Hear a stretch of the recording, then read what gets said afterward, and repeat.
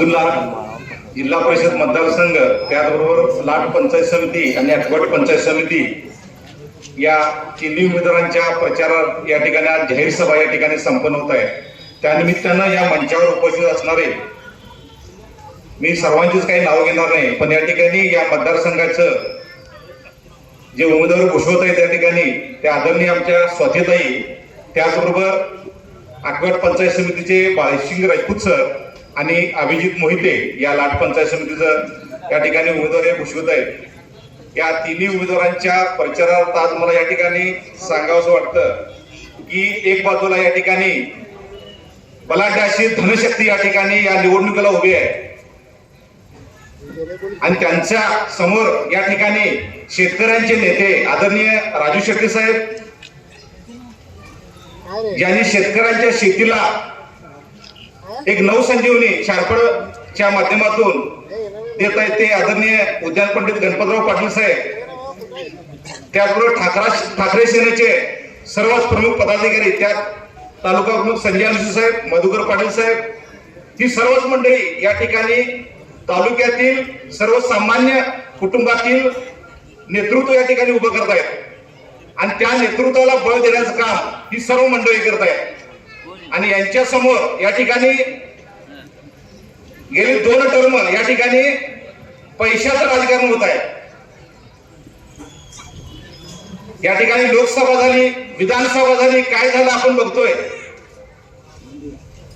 पण या ठिकाणी त्यानंतर काय झालेलं आहे की कोल्हापूरची महापालिका झालेला आहे। या ठिकाणी आपण बघितलंय की नुसताच धनशक्तीचा या ठिकाणी कितीही वापर झाला तर सर्वसामान्य जनता काय करू शकते हे या ठिकाणी काँग्रेसनं अर्थात बंटी पाटील साहेबांनी या ठिकाणी दाखवून दिलेलं आहे। त्या निमित्तानं या स्टेजवर या ठिकाणी मंचावर आमचे काँग्रेसचे प्रदेश सरचिटणीस आदरणीय भावचकर साहेब आहेत। त्या ठिकाणी या सर्व दिग्गजांच्या मार्गदर्शनाखाली या ठिकाणी काँग्रेस काम करत आहे, महाविकास आघाडी काम करत आहे।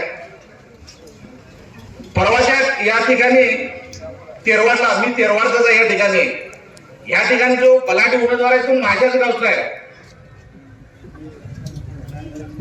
मुंबई ते कुंदवाड ते तेरवाड इतका प्रवास मित्र असेल,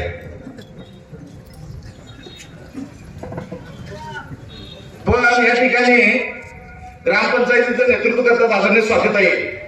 त्यांना काहीतरी राजकारणातलं, समाजकारणातलं, सहकारातलं, शिक्षण क्षेत्रातलं किंवा महिला मंडळातलं बऱ्यापैकी चांगलं ज्ञान नाही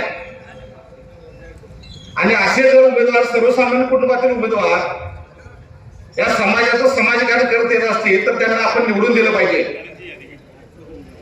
नुसता जर धन या धनशक्तीच्या हातात जर आपण सत्ता दिली तर ते सत्तेचे केंद्रीकरण होईल, एकाच ठिकाणी केंद्रीकरण होईल।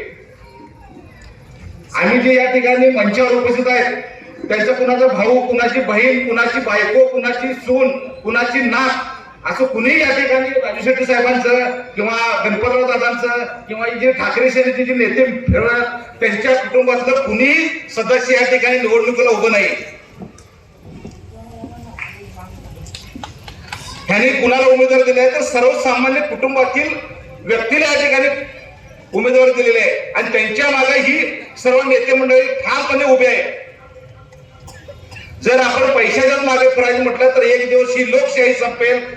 या ठिकाणी ज्या डॉक्टर बाबासाहेब आंबेडकरांनी सर्वसामान्य माणसाला सुद्धा एक मताचा अधिकार आणि त्या टाटा, बिर्ला, अदानीला सुद्धा एक मताचा अधिकार दिला आहे। कशासाठी तर जर या ठिकाणी अराजकता माजली तर सर्वसामान्यांच्या हातामध्ये या सत्तेची चावी दिलेली आहे आणि ती सत्तेची चावी 7 तारखेला या ठिकाणी जिल्हा परिषद मतदारसंघाच्या स्वातीताईंचं चिन्ह आहे रिक्षा, अभिजित मोहितेंचं चिन्ह आहे हात आणि बाळशिंग राजपूत सरांचं चिन्ह आहे ऑटो रिक्षा।